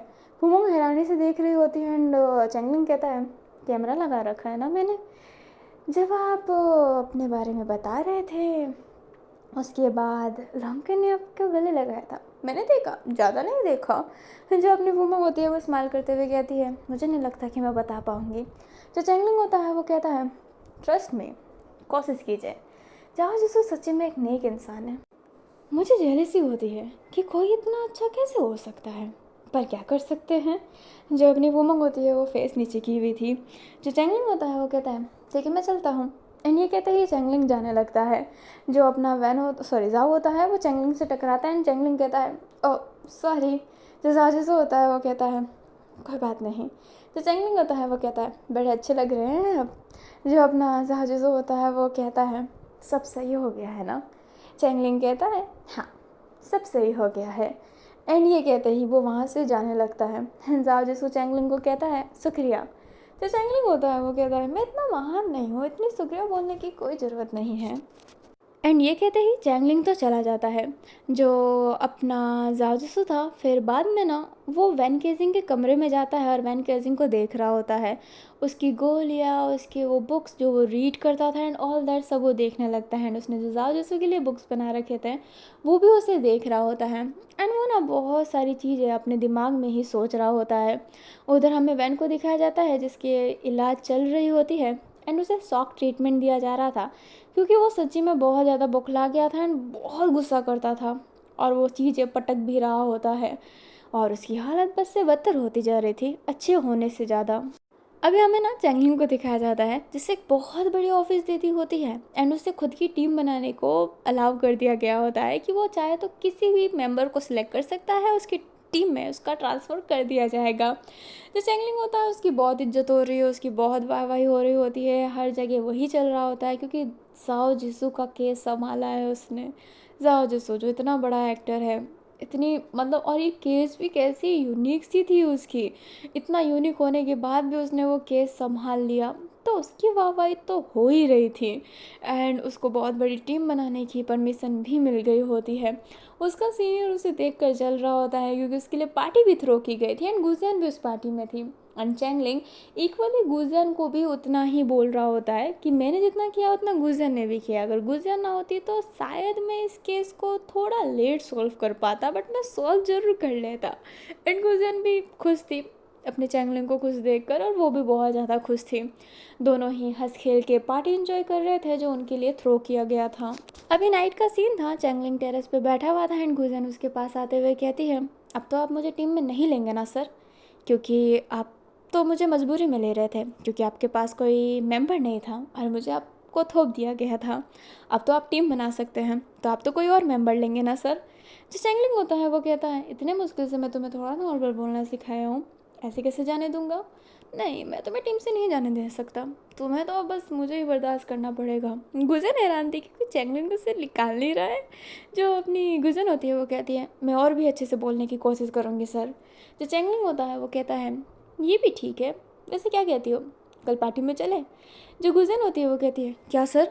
जो चैंगलिंग होता है वो कहता है, मतलब हम दोनों अलग से पार्टी करते हैं ना, ये केस हमारी थी, हमने जीती है तो हम पार्टी करेंगे। जो गुजन होती है वो कहती है, जी सर। जो चैंगलिंग होता है वो कहता है, जी सर। एंड ये कहता है वो मून को देखने लगता है एंड मून को देखने के बाद वो गुजन को देखते हुए मन में कहता है, शुक्रिया गुजन। एंड हमें थोड़ा सा फ्लैशबैक दिखाया जाता है जहाँ पर गुजियन जो सीनियर को सुनाई होती है ना, चैंगलिंग ने सब सुना होता है। उसे पहले बुरा लग रहा होता है कि उसे भूत दिखता है, नहीं ये भूत तो नहीं है, ये कुछ और है उसके नज़र में। बट चैंगलिंग वो जानता नहीं है ढंग से कि वो एक्चुअली में है क्या, क्योंकि वो भी बहुत कंफ्यूज हो गया होता है। जब उसको पता चला होता है कि जाओ जिंदा है तो उसको जाओ दिख क्यों रहा था, उसका ये हो गया होता है। एंड जैसे ही उसके मन में ये हो गया था ना कि जाओ जिंदा है, तब से जाओ उसे देखा नहीं है, बट उसको ये सुनकर थोड़ा अजीब लग रहा था एंड वो सोचता है कि हाँ गुजन सब बता देगी और उसकी टीम में ही चली जाएगी। बट गुजन ने उसका सपोर्ट लिया, उसका साथ दिया, जो चैंगलिंग को बहुत अच्छा लगा। एंड वो ऐसे ईमानदार ऑफिसर को तो छोड़ना नहीं चाहेगा, इसलिए उसने अभी भी उस टीम में उसको रख रखा है, क्योंकि गुजन भले थोड़ी सी इरिटेटिंग बोलती है बट अब चैंगलिंग को वो आदत हो गई है और वो उसे क्यूट भी लगता है। और गुजन एक नरम दिल इंसान है, तो वो उसके बारे में कभी ऐसा सोचेगा ही नहीं। अभी ना हमें नेक्स्ट डे का सीन दिखाया जाता है जहाँ पर जो वैन केजिंग था वो अपने नाखून चबा रहा होता है और कह रहा होता है, मैंने नहीं मारा, मैंने नहीं मारा। तभी एक डॉक्टर आता है जो कहते हैं कि तुमसे कोई मिलने आया है, बट वैन केसिंग उसकी बात सुन नहीं रहा था, तो डॉक्टर उसे ज़बरदस्ती ले जाने लगते हैं एंड वैन केसिंग चिल्लाने लगता है। बट वैन केसिंग को जहाँ पर रखा जाता है वो कांच में ही रखा गया है एंड दूसरे साइड वहाँ पर जाओ जसू खड़ा था। लाइक उन दोनों के बीच में ना एक कांच है ताकि वैन केसिंग जाओ जसू को हर्ट ना कर सके, क्योंकि वैन केसिंग कभी भी गुस्सा कर सकता है एंड वो थोड़ा सा स्टेबल भी नहीं है अभी। जो जाओ जसू होता है वो कहता है, कैसे हो वैन केसिंग? जो वैन केसिंग होता है वो कहता है, साजिशो मैंने तुम्हें नहीं मारा ना, मैं तो तुमसे प्यार करता हूँ, मैंने आग नहीं लगाई है ना। जो साजिशो होता है वो कहता है, अगर तुमने आग भी लगाई हो तो कोई बात नहीं, तुमने अपनी बीमारी से आग लगाई, पर काफ़ी लोग तो अपने होशो हवास में मुझे जलाकर मारना चाहते थे। जो अपना वैन होता है वो शांत हो जाता है एंड कहता है, पर साहु। जो साजिशो होता है वो कहता है, वैन खुद के दिमाग को संभालो, अपने दिमाग पर किसी चीज़ को हावी मत होने दो, हकीकत मान लो, जो हकीकत है मैं उसके साथ तुम्हें एक्सेप्ट करूँगा, क्योंकि तुम मेरे दोस्त हो और उस दिन तुमने मेरी जान बचाई थी। जो वैन होता है वो सिर्फ जाओ को ही देख रहा होता है। अभी जाओ जो ना उस समय एक्टर बन गया था और उस पर बहुत पहरादारी थी, क्योंकि एक्टर था तो बॉडीगार्ड तो होंगे ही ना, और उसकी मदर उसके लिए पहले बहुत ज़्यादा सेंसिटिव थी। अब तो वो अपने आप का फैसला ले सकता है, पहले तो नहीं ले सकता था ना, तो उसको बॉडीगार्ड के साथ रखते थे जो उसको अच्छा नहीं लगता था। इसलिए चोरी छुप के वो एक दिन ना घूमने चला गया था ऐसे ही, जिस वजह से वो थोड़ा सा केयरलेस हो रहा था क्योंकि उसे एंजॉय करना था। पर एक गाड़ी उसे टक्कर देने वाली थी, बट वैन केजिंग ने उसे बचाया था। वैन केजिंग ने वो देखा भी नहीं था कि आखिरकार ये जाओ जिसू है या फिर कौन है, बट उसने उसकी जान बचाई थी। पर जाओ जिसू ने देखा था कि उसकी जान वैन केजिंग ने बचाई है, इसलिए तब से ही वो वैन केजिंग का अपने ऊपर एहसान मानता है। और उसने एक इंटरव्यू में भी कहा था कि वैन ने मेरी जान बचाई थी एक बार, इसलिए मैं उसका साथ नहीं छोड़ सकता। करेंटली का सीन दिखाया जाता है जहाँ पर जाओ जिसू कांच पर हाथ रखा होता है, इशारा करता है वैन को कि उस कांच पर हाथ रखे। वैन उस कांच पर हाथ रखता है और ऐसा लगता है कि दोनों एक दूसरे को हाथ को टच कर रहे हैं। जाओ कहता है, तो मेरे बहुत अच्छे दोस्त हो वैन, और बहुत अच्छे इंसान भी। मैं सिर्फ तुम पर ही विश्वास कर सकता हूँ अब। मैं चाहता हूँ कि तुम सही हो जाओ, बाहर आओ और मेरे साथ ये ज़िंदगी जियो अच्छे तरीके से, मेरे असिस्टेंट बन के, मेरे दोस्त बन के। जो वैन होता है वो एकदम शांत था एंड जाओ उसको ये प्यार से देख रहा होता है। जो वैन होता है वो कहता है, मैंने तुम्हें मारा, मैंने कॉटेज में आग लगाई। जो अपना जाओ होता है वो कहता है, तुमने लगाई पर तुम होशो हवास में नहीं थे, अपने ऊपर ब्लेम मत लो, बी स्ट्रॉन्ग, तुमने कुछ नहीं किया है। एंड ये कहते ही जाओ जिसको स्माइल कर रहा होता है एंड वैन कुछ कहे उससे पहले डॉक्टर बोल देते हैं कि इतनी ही बात करने का था, अब उसे ले जाना है ट्रीटमेंट के लिए। एंड वैन को ले जाने लगते हैं, बट वैन जाओ जाओ कह रहा होता है। जाओ कहता है, अगर तुम अपना इलाज ऐसे ही अच्छे तरीके से करवाते हो तो मैं तुमसे ऐसे ही मिलने आता रहूँगा।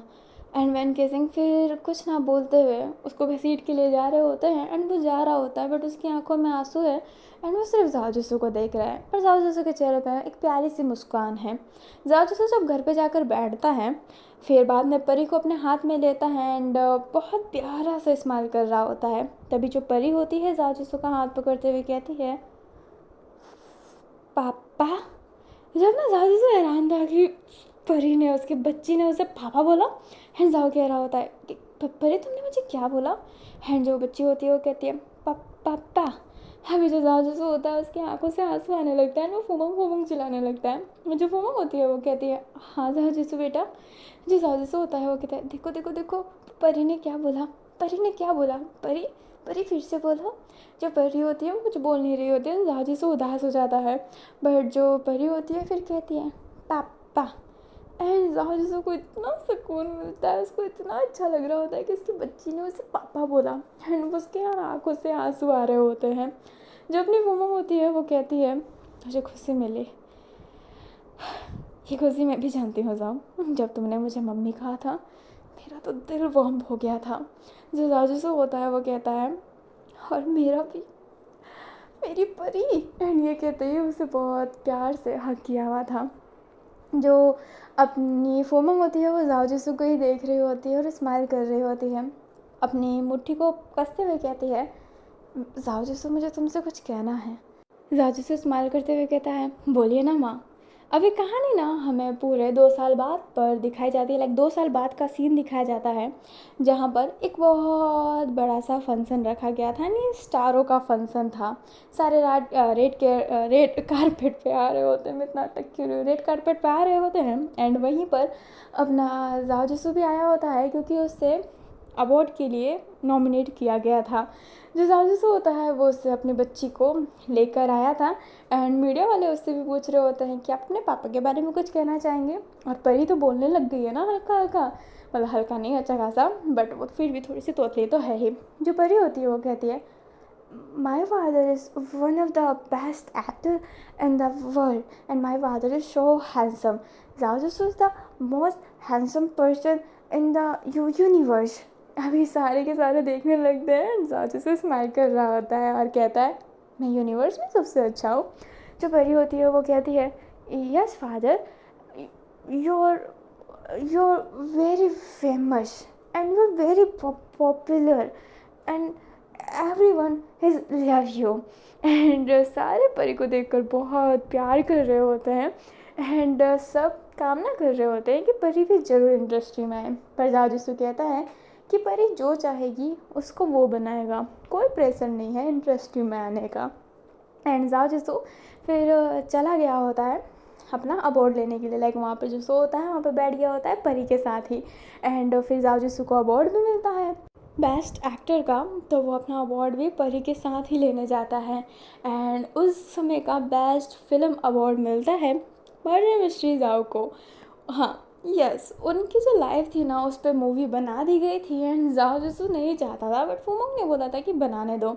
एंड जाओ जिसू ने फिर एग्री कर ली थी। एंड उस मूवी को बहुत ज़्यादा प्यार मिला था एंड वो बहुत पॉपुलर एंड हाइप क्रिएट हो गई थी। तो बेस्ट मूवी का अवार्ड उनको ही मिला होता है। जाओ जिसू पर ऐसा ना हो गया था कि क्या यार क्यों, बट फुमंग ने कहा तो उसने अलाउ कर दिया था। चैंगलिंग जो बैठा हुआ था एंड गुस्सा कर रहा होता है और कह रहा होता है मेरा रोल इस चुमकू एक्टर ने निभाया है, ये तो हो नहीं सकता। जो गुजर होती है वो कहती है क्या सर, एक्टर तो अच्छा ही है ये। जो अपना चैंगलिंग होता है वो कहता है मेरी खूबसूरती और इसकी खूबसूरती देखो। गुजर का कैरेक्टर जिसने निभाया है वो फीमेल एक्टर तो तुमसे ज़्यादा सुंदर है। जो गुजर होती है उसे घूरने लगती है एंड जो अपना चैंगलिंग होता है वो स्माइल कर रहा होता है। एंड अपनी जो गुजर होती है वो कहती है सर। जो अपना चैंगलिंग होता है वो कहता है और नहीं तो क्या, ये खूबसूरत है तुमसे ज़्यादा, पता नहीं तुम्हारा बॉयफ्रेंड तुम्हें अभी भी पसंद क्यों करता है। जो गुजर होती है वो कहते हैं सर मैंने आपसे पूछा था कि मैं उसके साथ रहूँ कि ना रहूँ, आपने कहा था वो अच्छा लड़का है। जो अपना चैंगलिंग होता है वो कहता तो मैं कहाँ कह रहा हूँ कि वो ख़राब लड़का है, मेरी तो लड़की में ही खोट है। जो गुजर होती है वो उससे घूरने लगती है, तभी अंदर एक लड़का आता है जो कहता है माफ़ करना चैंगलिंग सर, बट क्या मैं गुजन को ले जा सकता हूँ। जो चैंगलिंग होता है वो कहता है क्यों नहीं कहा मैंने, जल्दी ले जाओ, वैसे भी तुम्हारी गर्लफ्रेंड मेरा दिमाग खा रही है। जो गुजन होती है वो कहती है सर आप ऐसा कैसे कह सकते हैं। एंड उसकी आंखों से आंसू आने लगते हैं एंड चैंगलिंग कहता है अरे जाओ ना सर सर सर। एंड जो अपनी गुजन होती है वो कहती है मैं नहीं जाऊँगी, मैं क्या ख़राब हूँ। जो काविनी होता है वो कहता है चलो ना गुजन चलो ना, पर गुजन जाने के लिए तैयार नहीं थी क्योंकि वो जानना चाहती थी क्या वो इतनी ख़राब है, वो एक्ट्रेस उससे ज़्यादा सुंदर है, क्या वो अच्छी नहीं है, हाँ बोलो। अभी जो अपना चैंगलिंग होता है ना वो मज़े लूट रहा होता है एंड उसका और गुजन का यही रिश्ता है। चैंगलिंग उसे बहुत छेड़ता है, बहुत पोक करता है बेचारी को। एंड वो बेचारी अभी भी अपने सीनियर के सामने कुछ नहीं बोल पाती है क्योंकि उसने वो उसका सेट है कि वो अपने सीनियर से कभी ऊंची आवाज़ में बात भी नहीं करती है। बट उसका और चैंगलिंग का रिश्ता थोड़ा अलग है इसलिए वो मजाक भी कर लेती है उससे। अब अभी जो गुजन होती है वो तो कावेनी के साथ चली गई होती है। जो चैंगलिंग होता है वो स्माइल कर रहा होता है। उधर हमें अपने फुमोंग को दिखाया जाता है जो जाओ जिसू का वेट कर रहे होते हैं। जाओ जिसू अब मस्त अवार्ड लेकर आता है 2 3 4। एंड फुमोंग कहती है मुझे पता था अवार्ड की भरमार होने वाली है। जो जाओ जिसू होता है वो स्माइल करते हुए कहता है आपका बेटा जाए और अवार्ड लेकर ना आए, ऐसा हो सकता है क्या। जो फुमोंग होती है वो कहती है बिल्कुल नहीं हो सकता। अभी जो जाची से होता है वो कहता है फादर कहाँ है और आप दोनों घूमने नहीं गए, आप तो जाने वाले थे ना। जो फुमंग होती है वो कहती है तुम्हारा ही इंतज़ार कर रही थी। अभी जो लॉन्गक्विन आते हैं और कहते हैं क्या चले हम। जो फुमंग होती है वो हाँ में से रिलाती है। जाजू से कहता है हैप्पी जर्नी। फुमंग कहती है पार्टी करके जाते हैं ना, मैंने कितना अच्छी तैयारी कर रखी है, ऐसा जाना अच्छा नहीं लग रहा। जो जाजू से होता है वो कहता है टिकट करवाइए जाइए चुपचाप। जो फुमंग होती है ना वो थोड़ी सी उदास हो जाती है बट वो जाने लगती है। जो लॉन्गक्विन होता है वो कहता है सुखी रह जाओ बेटा। जो साजू से होता है वो कहता है लॉन्गक्विन पापा क्या आप मुझे ये 2 साल पूरे थैंक यू कहने वाले हैं, हाँ सारे साल आप मुझे थैंक यू ही कहेंगे। लॉन्गक्विन कहता है तुमने हमारे रिश्ते को इतने आसानी से एक्सेप्ट कर लिया फुमंग के एक बार कहने से।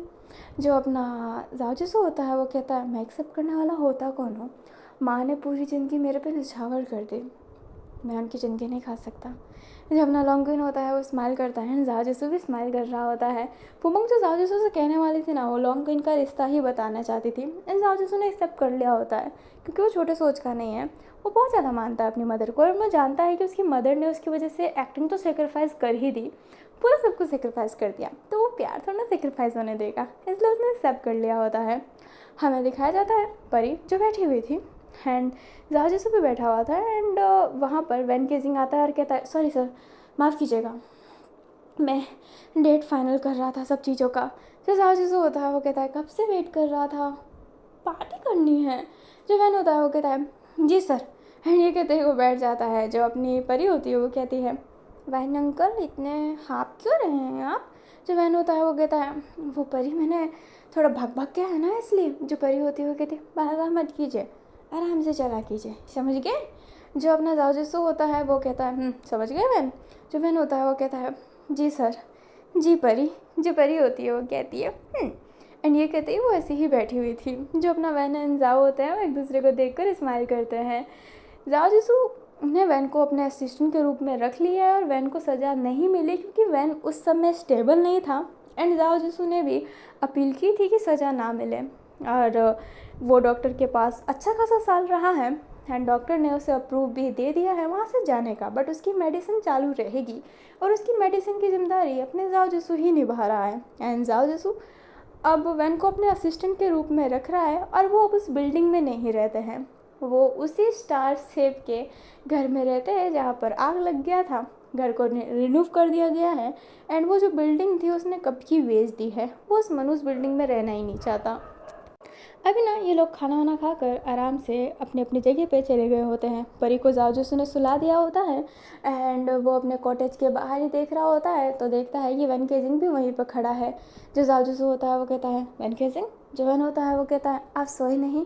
जो जाओ होता है वो कहता है परी अभी सोई है, तुम्हें क्या हुआ, बाहर क्या कर रहे हो।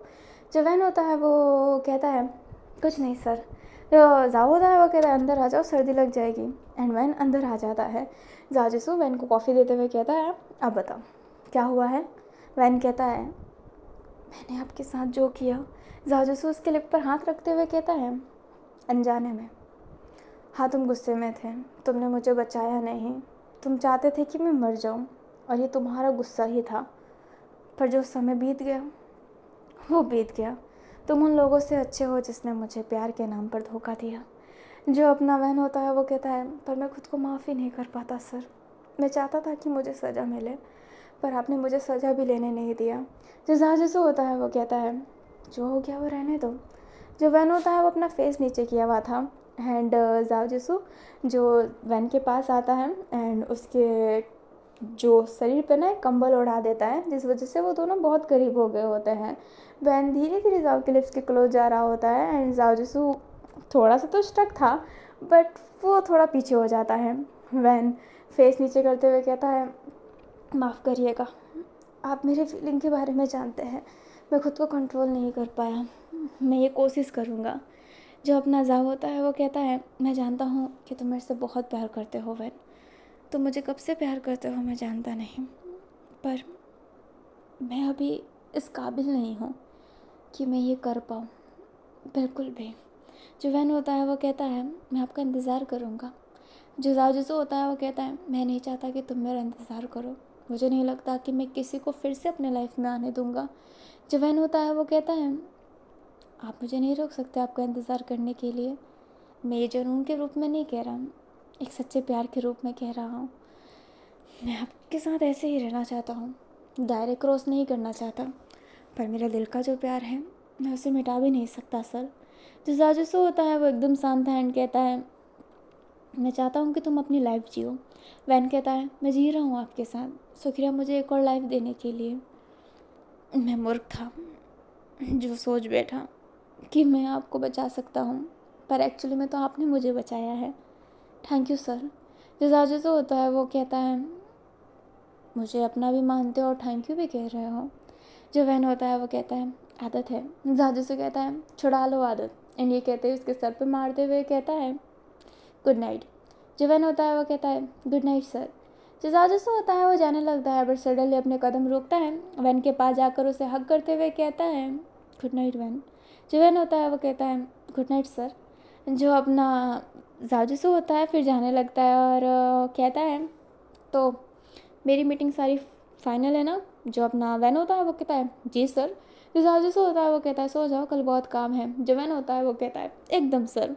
एंड ये कहते ही जाजिसू स्माइल करके अपने परी के पास जाकर सो जाता है एंड वैन केजिंग भी अपने कमरे में जाकर सो जाता है एंड वो अपनी गोली लेना अब नहीं भूलता, वो अपने हेल्थ पे बहुत ध्यान देता है। जो गलती उसने पहले की थी वो गलती अब नहीं करता, वो अपने हेल्थ पर बहुत अच्छे से ध्यान रखता है एंड डॉक्टर से हमेशा चेकअप करवाता है। जाओजिसू के डॉक्टर से जो चेकअप करवाते हैं जाओजिसू भी उस पर बहुत ध्यान देता है। दोनों एक अच्छे से हेल्दी रिश्ते में हैं, लाइक हेल्दी रिश्ता मतलब एक प्यारा सा बॉन्ड शेयर करते हैं। वो लवर नहीं है बट वो जो बॉस एंड असिस्टेंट है वो ही उनका जो रिश्ता है ना वो बहुत ज़्यादा प्यारा है। वैन अपनी दायरे पार नहीं करना चाहता, ज़ाओ जैसो अब शायद किसी को मौका नहीं दे सकता, जो भी उसके साथ हुआ है उसके लिए वो परी इंपॉर्टेंट है, वो उसके साथ ही रहना चाहता है। बट वो उसको एक दोस्त की तरह मानता है। वो जानता है कि वैन केजिंग उससे प्यार करता है, बट ज़ाओ जैसो ये भी जानता है कि वो अपने लिमिट क्रॉस नहीं कर सकता। एंड वो कभी उस रिश्ते में जा ही नहीं सकता। जो उसके साथ हुआ है उसके बाद वो उस रिश्ते में नहीं जाना चाहता है।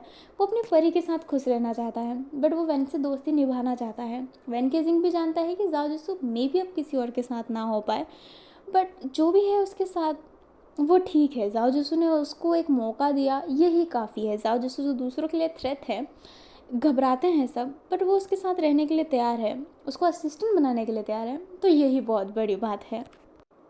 हर बड़ी बात ये भी है, बड़ी बात बिग न्यूज़ ये भी है कि ये फैन फिक्शन यहीं पर ख़त्म हो रहा है।